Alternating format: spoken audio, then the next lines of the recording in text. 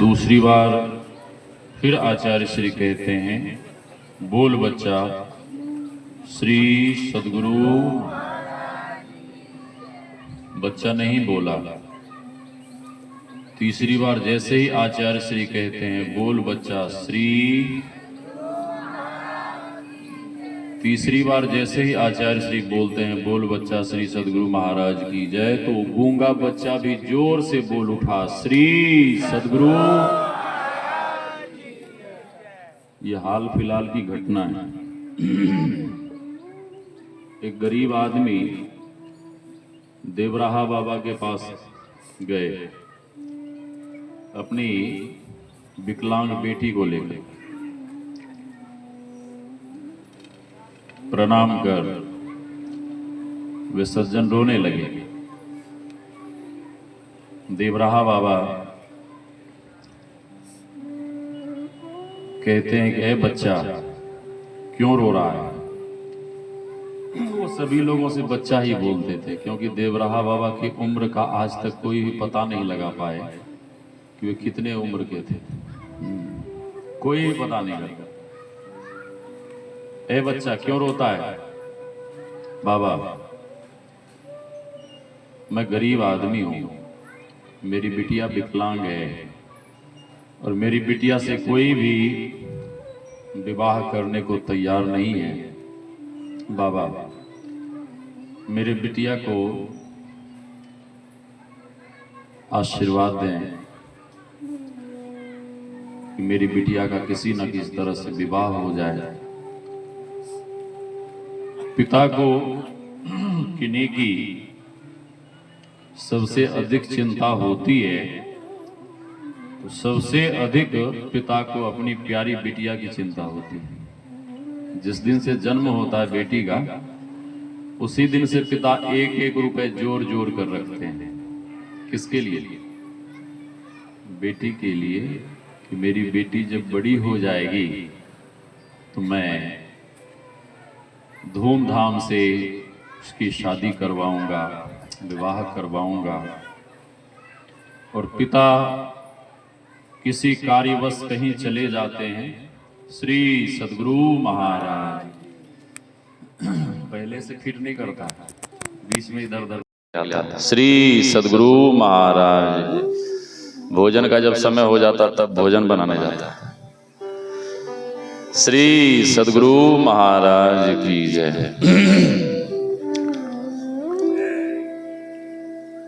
पिता किसी कार्यवश कहीं घर से बाहर जाते हैं, खेत में, दुकान पे, ऑफिस में या स्कूल।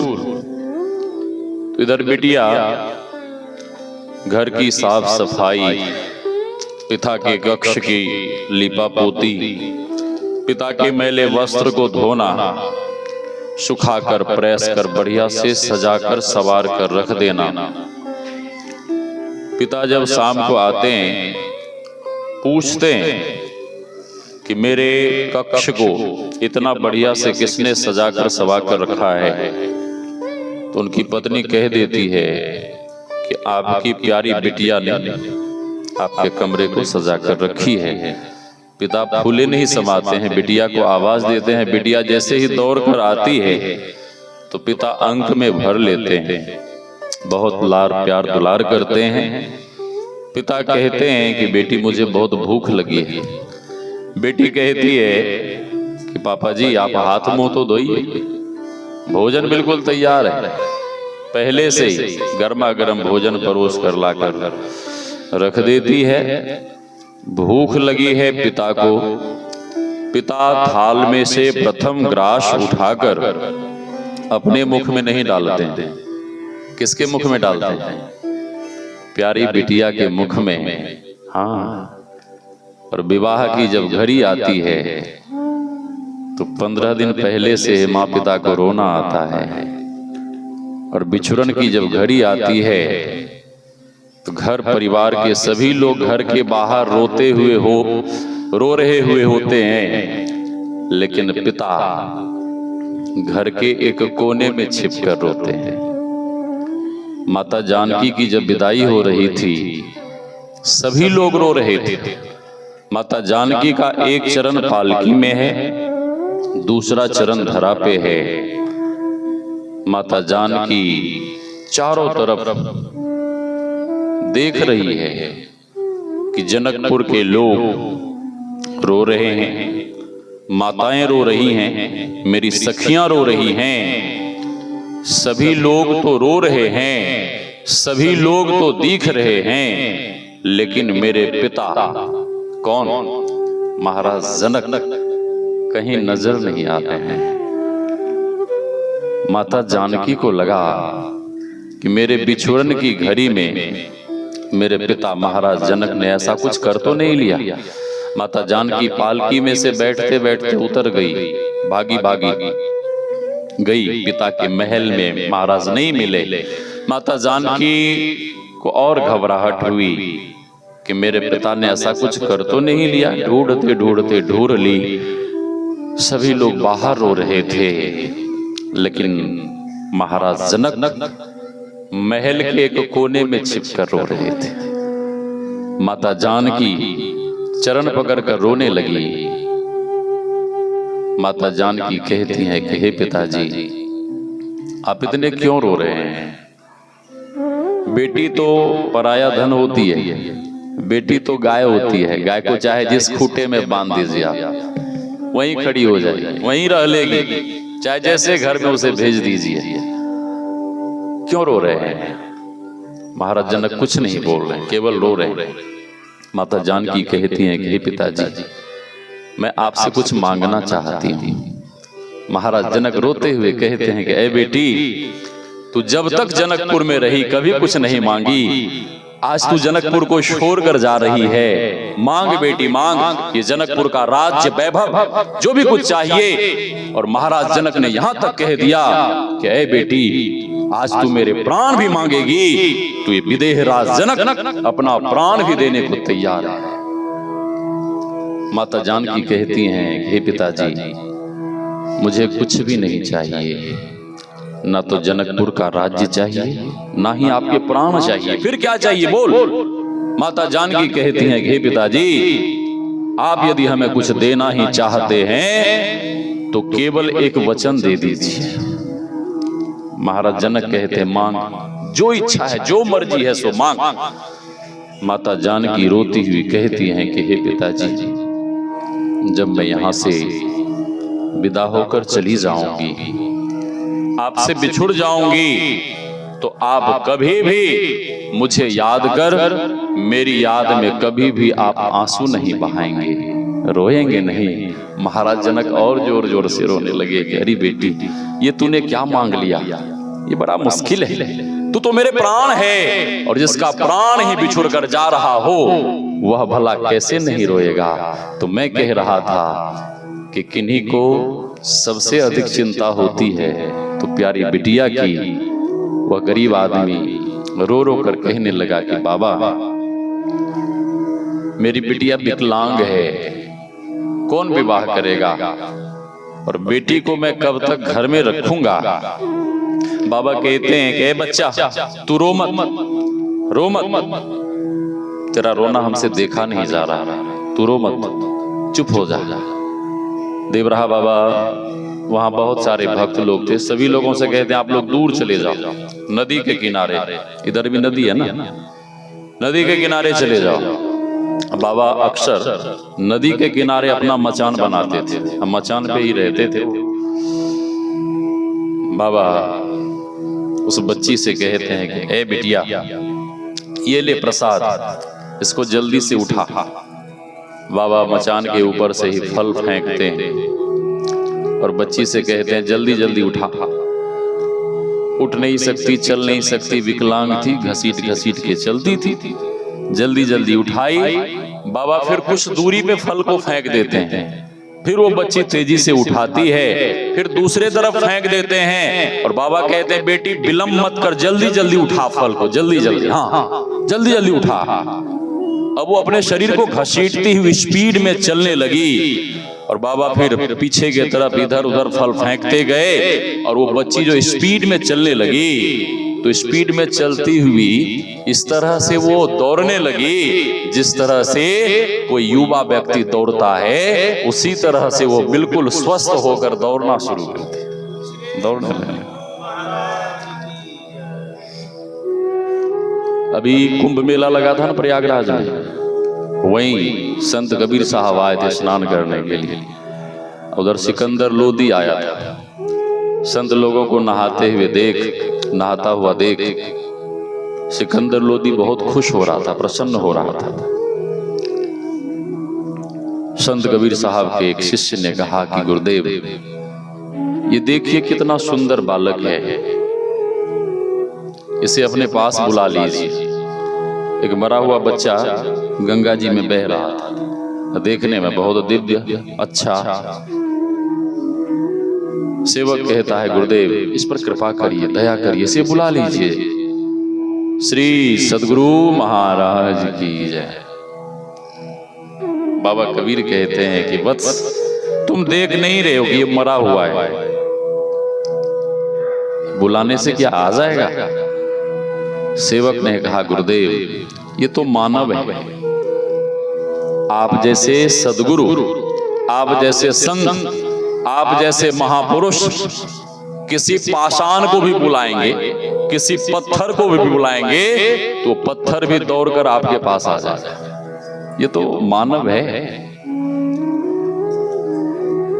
संत कबीर साहब कुछ नहीं बोले। फिर थोड़ी देर के बाद सेवक प्रार्थना करने लगा, गुरुदेव दया करिए, कृपा करिए।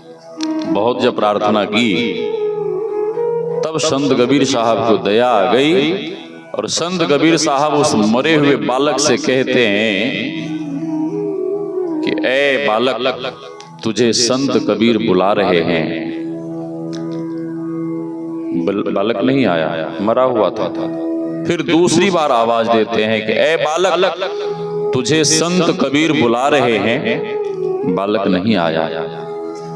तीसरी बार फिर आवाज देते हैं, तीसरी बार कहते हैं कि ए बालक, तुझे तेरे पिता कबीर बुला रहे हैं। जैसे ही संत कबीर साहब ने कहा कि तुझे तेरे पिता कबीर बुला रहे हैं, वो मरा हुआ बच्चा तुरंत जीवित होकर गंगा जी के ऊपर चलता हुआ कबीर साहब के पास जा पहुंचा।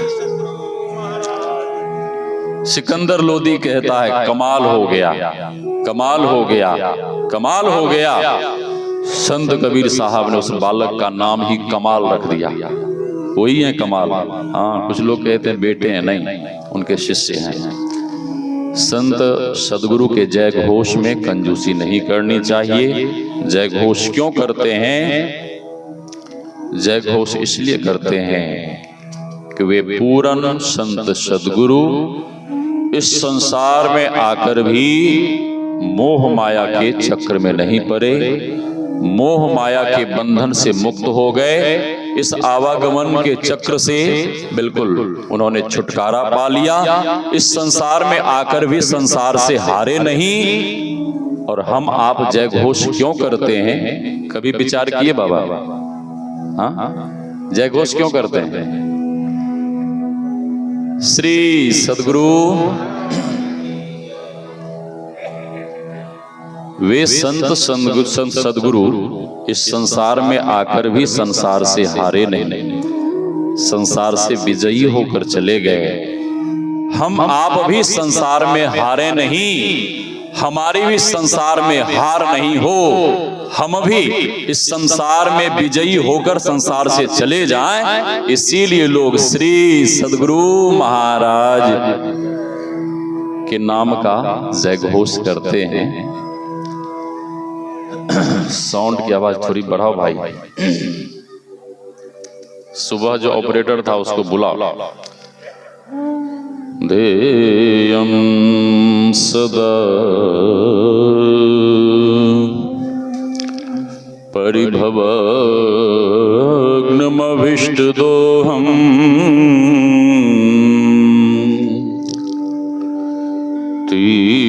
तीर्थास्पदं शिववीरञ्चिनुतं शरण्यं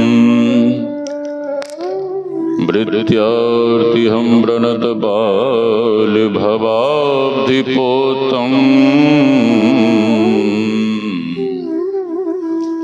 वन्दे महापुरुष ते चरणारविन्दम्।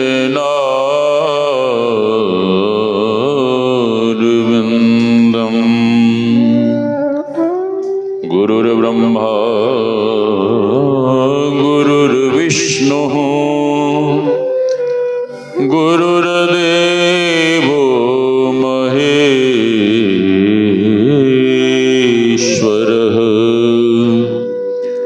गुरुर्साक्षात् परं ब्रह्म तस्मै श्री गुरवे नमः। धन्य धन्य सद्गुरु सुखद महिमा कही न जाय। जो कछु कहूँ तुम्हारी कृपा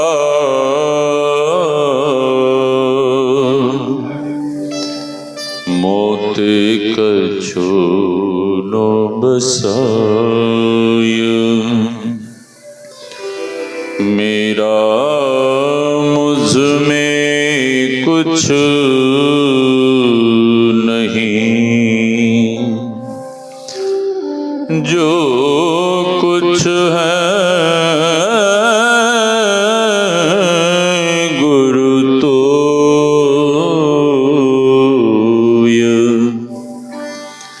तेरा तुझको सौंपता।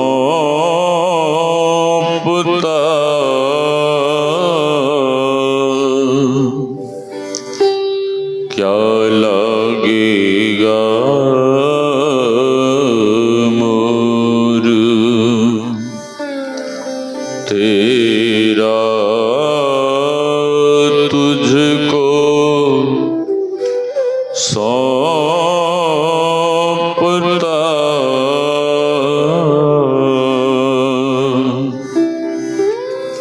क्या लगेगा मोर।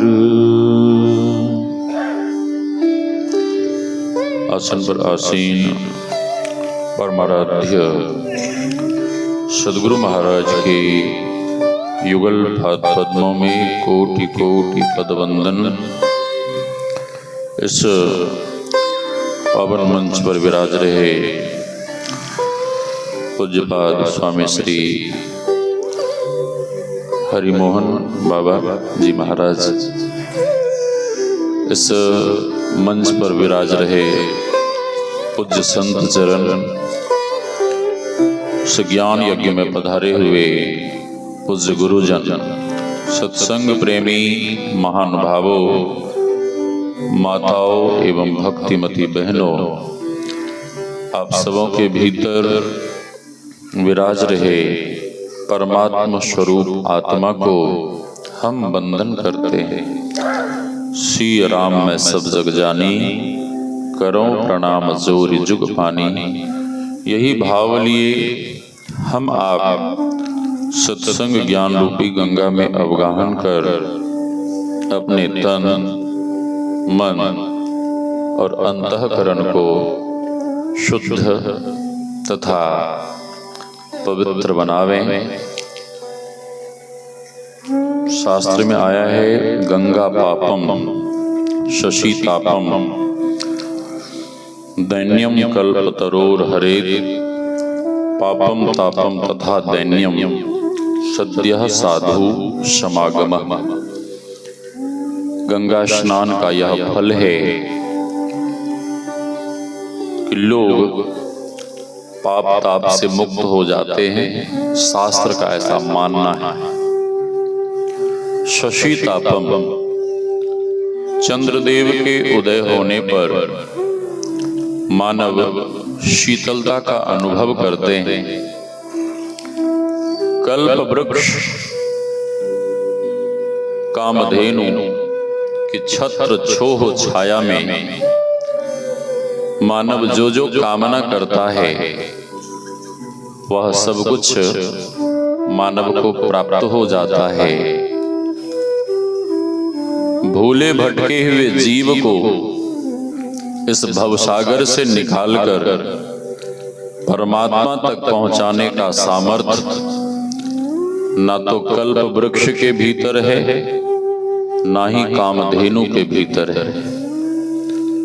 भूले भटके हुए जीव को इस भवसागर से निकालकर परमात्मा तक पहुंचाने का सामर्थ्य ए बाबा किसमें है? भूले भटके हुए जीव को इस भवसागर से निकालकर सामर्थ्य, यह सामर्थ्य ना तो कल्प वृक्ष के भीतर है, ना ही कामधेनु के भीतर है, किन्हीं के भीतर यह सामर्थ्य नहीं है। भूले भटके हुए जीवों को इस भवसागर से निकालकर परमात्मा तक पहुंचाने का सामर्थ्य तो केवल केवल गुरुदेव भगवान के भीतर है, और किन्हीं के भीतर यह सामर्थ्य नहीं है। एक छोटी सी घटना, नित्य प्रभात के समय भगवान श्री राम गुरुदेव भगवान को प्रणाम करने जाते हैं। एक दिन महर्षि वशिष्ठ ही आगे बढ़े प्रणाम करने के लिए। किनको? राम जी को। हाँ, राम जी कहने लगे, गुरुदेव ये उल्टी गंगा क्यों बहा रहे हैं? मेरा जीवन जन्म आपकी सेवा पूजा के लिए हुआ है। आपकी पूजा के लिए, आपको नमन करने के लिए आप हमें क्यों प्रणाम कर रहे हैं? महर्षि वशिष्ठ कहते हैं कि हे राम, तुम भगवान हो, तुम ईश्वर हो, इसलिए हमें प्रणाम करने दो। राम जी कहते हैं कि गुरुदेव मैं भगवान हूं, मैं मानता हूं कि मैं ईश्वर हूं, लेकिन मुझ में यह सामर्थ्य नहीं है कि संसार के अधम जीव को इस भवसागर से निकालकर परम धाम तक पहुंचा दें। यह सामर्थ्य मुझ में नहीं है। हे गुरुदेव, मैं तो केवल ईश्वर हूं, मैं तो केवल ईश्वर हूं, लेकिन आप तो सर्वेश्वर हैं, आप मुझसे श्रेष्ठ हैं। गुरुजी ने पूछा वो कैसे? राम जी कहते हैं कि गुरुदेव मुझ में यह सामर्थ्य नहीं है कि संसार के अधम जीव को, अधम प्राणी को हम परम धाम तक पहुंचा सकें। इस संसार के प्राणी को, जीव को इस भवसागर से निकालकर परम धाम तक पहुंचाने का तो सामर्थ्य केवल आपके भीतर है, हमारे भीतर नहीं है। इसलिए आप हमसे श्रेष्ठ हैं, आप हमसे श्रेष्ठ हैं। हाँ, आप हमसे श्रेष्ठ हैं। हम आप सुन रहे थे, बंदों गुरुपद कंज कृपा सिंधु नर रूप हरि, महामोह तम पुंज जासु वचन रवि कर निकर। गुरुदेव की वंदना बाबा तुलसी प्रारंभ में लिख रहे हैं। यद्यपि उनके इष्ट भगवान कौन है? भगवान श्री राम, लेकिन वंदना किनकी कर रहे हैं? गुरुदेव की। क्यों? क्यों? क्योंकि वे भगवान के दर्शन के लिए जब दर दर भटक रहे थे, भगवान के दर्शन नहीं हुए। एक दिन सरोवर के किनारे खिन्न मना, दुखी होकर, उदास होकर टहल रहे थे बाबा तुलसी। उधर से एक विषधर सांप आया, विषधर सर्प आया, और जैसे ही बाबा तुलसी के दर्शन की उस सर्प ने दर्शन करते ही, श्रुति भगवती कहती है साधु नाम दर्शनम पुण्यम तीर्थ भूता ही साधव कालेन फलते तीर्थम सद्यः साधु समागमः। दर्शन करते ही वह सर्प जोनि से मुक्त हो गया। हाँ, बाबा तुलसी के और महात्मा के रूप में वहां प्रकट हो गया। वे महात्मा कहने लगे कि तुलसीदास जी महाराज आपकी क्या सेवा करें, आप आदेश करिए। बाबा तुलसी ने कहा कि किसी सेवा की हमें जरूरत नहीं है। महात्मा ने कहा कि आपने मेरे ऊपर इतना बड़ा उपकार किया है, कुछ ना कुछ सेवा बताइए।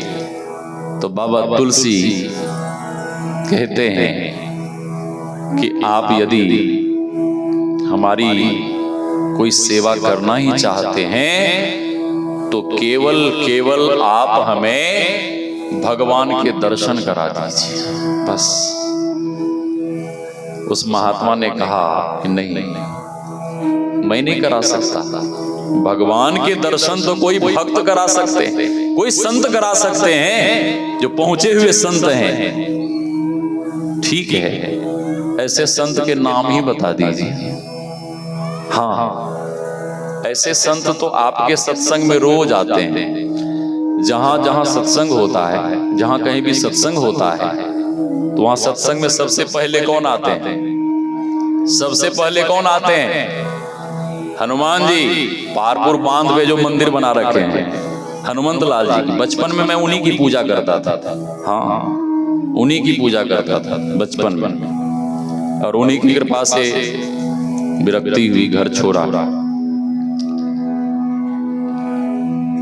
कहाँ मिलेंगे? सत्संग में। आप जहां सत्संग करते हैं वहां रोज आते हैं। अच्छा, हनुमान जी ही नहीं आते हैं, बड़े बड़े देवी देवता आते हैं। और देवी देवता ही नहीं, स्वयं भगवान भी आते हैं, क्योंकि भगवान स्वयं कहते हैं नाहम वशामि वैकुंठे योगी नाम हृदये न च मद भक्ता जत्र गायन्ति तत्र तिष्ठामि नारद। जहां आप बैठे हैं वहां अप्रत्यक्ष रूप में साक्षात भगवान विराजमान हैं, लेकिन हम आपको वह दृष्टि नहीं है, वह चक्षु नहीं है कि हम आप भगवान को देख पाए। हनुमान जी आते हैं वृद्ध के रूप में, और सबसे पहले आते हैं, लेकिन पीछे बैठते हैं। सबसे पहले आते हैं, लेकिन बैठते कहाँ हैं? लेकिन आजकल सत्संग में क्या होता है? आएंगे पीछे, बैठना चाहेंगे आगे। ठीक है, हनुमान जी के इस जीवनचर्या से हम आपको शिक्षा लेनी चाहिए, हम आपको सीखना चाहिए कि उतने बड़े संत होकर भी पहले आते थे और पीछे बैठते थे। हाँ, उनके पूरे शरीर में कुष्ठ रोग है। बाबा तुलसी को ख्याल आया कि सचमुच में ऐसे व्यक्ति तो आते हैं, लेकिन मुझे क्या पता कि वो हनुमान जी हैं, और वेश बदल कर आते हैं। आज की कथा प्रारंभ हुई, कथा में मन नहीं लगा। क्यों?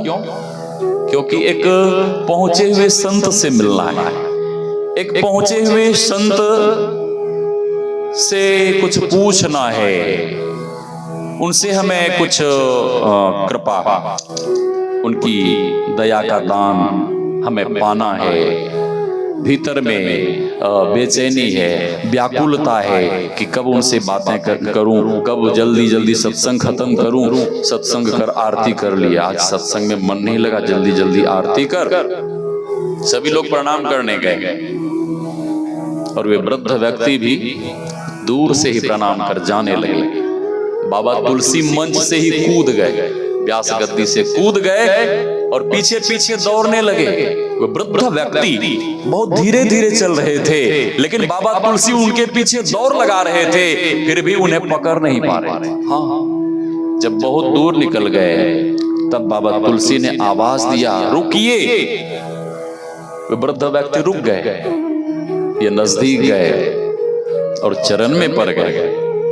वो वृद्ध व्यक्ति कहने लगे कि बाबा ये क्या कर रहे हैं आप? मेरे पूरे शरीर में कुष्ठ रोग है, आपको रोग लग जाएगा, रोग लग जाएगा, छोड़ दीजिए, हमें छोड़ दीजिए, मैं साधारण व्यक्ति हूं। बाबा तुलसी कहते हैं कि नहीं, आप साधारण व्यक्ति नहीं हैं, आप तो साक्षात हनुमान जी हैं। आप अपने स्वरूप में आकर दर्शन दीजिए। और ऐसा कहते हुए बाबा तुलसी चरण में पड़कर जोर जोर से रोने लगे। और जब बहुत जोर जोर से रोने लगे तो हनुमान जी को दया आ गई और उसी समय साक्षात हनुमान जी वहां प्रकट होकर दर्शन देते।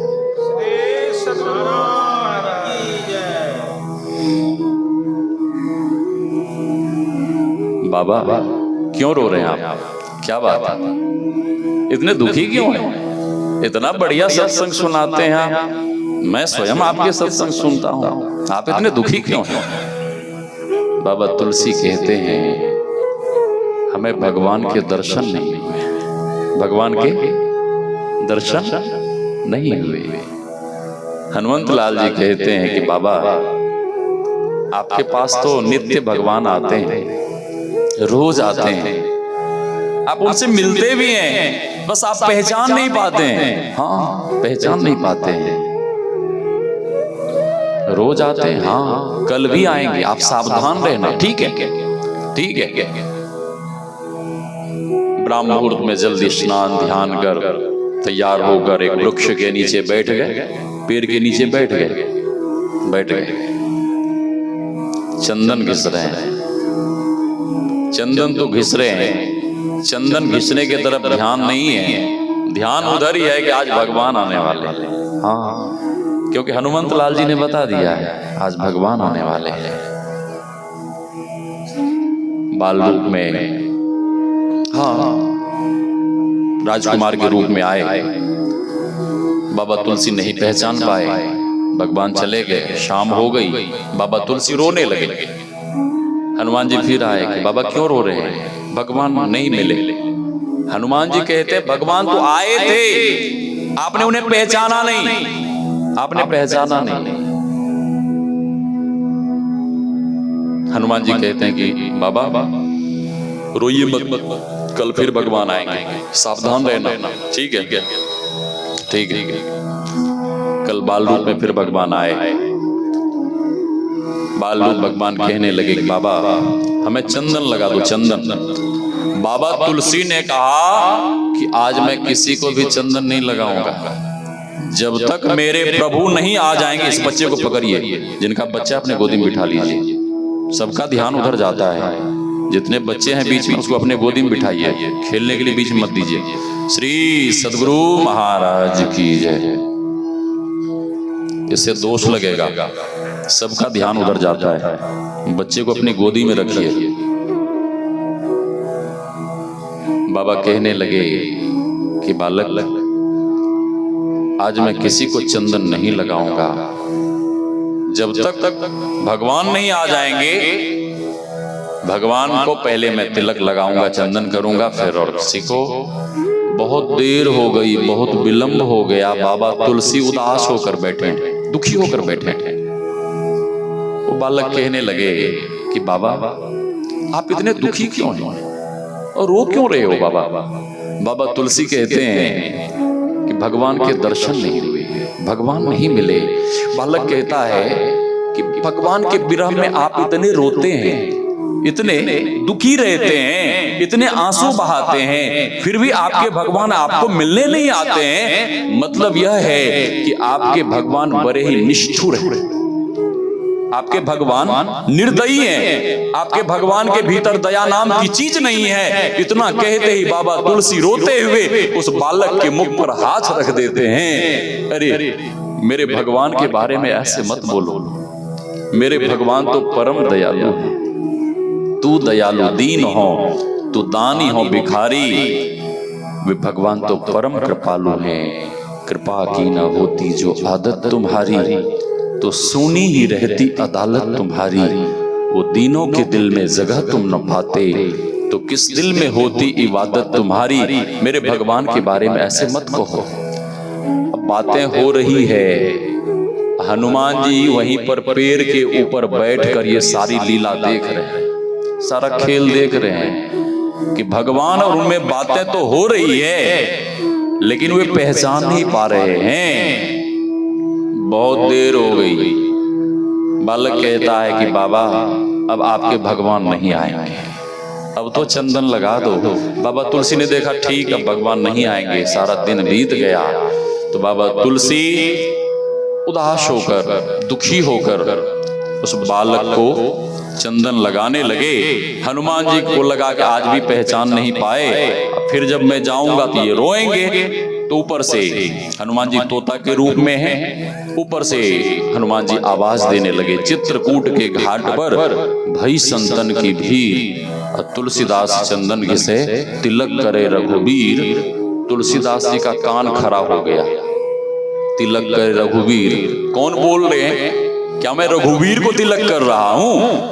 बाबा तुलसी जैसे ही ऊपर देखते हैं तो देखते क्या हैं कि साक्षात गुरुदेव भगवान हनुमंत लाल जी तोता के रूप में इशारा कर रहे हैं कि जिन्हें तिलक कर रहे हो ये कोई बालक नहीं, ये तो साक्षात भगवान ही है, साक्षात भगवान ही है। बाबा तुलसी ने लिखा, गुरु बिनु भव निधि तरई न कोई, जो बिरंच शंकर सम होई।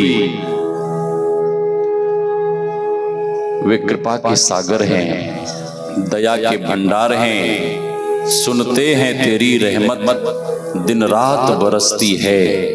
एक बूंद जो मिल जाए मन की कली खिल जाए। आगे हम पाठ में सुन रहे थे, उगरही बिमल बिलोचन ही के, मिटही दोष दुख भवरजनी के। और जब ऐसे पूर्ण संत सदगुरु की प्राप्ति हो जाए और वे कृपा कर, दया कर हम आपको युक्ति दे दें, और युक्ति के अनुसार जब हम आप सूक्ष्म साधना करेंगे, दृष्टियों की साधना करेंगे, तो बाबा तुलसी कहते हैं किस तीसरे नेत्र के ऊपर जो पर्दा पड़ा हुआ है वो हट जाएगा और आप बैठे बैठे सब कुछ देखने लगेंगे। सूझहि राम चरित मणि माणिक, गुपुत प्रगट जहां जो जही खानिक। सब कुछ आपको दिखने लगेगा। तो सूक्ष्म साधना सभी लोगों को करनी चाहिए, और जीवन के जो भी दोष हैं, दुख हैं, वे सारे दुख और दोष मिट जाएंगे। जिन्हें युक्ति मिली है वे खूब मन लगा कर साधना करें, और जिन्हें युक्ति नहीं मिली है वे युक्ति सीख कर ध्यान भजन करें। अधिक नहीं कहते हुए वाणी को विराम। हम आपके बीच महाराज श्री मंचासीन हैं, उनके मुखारविंद से विशेष विशेष रूप से श्रवण करें तो हम आपको बहुत आनंद आएगा। बोलिए श्री सद्गुरु महाराज की जय।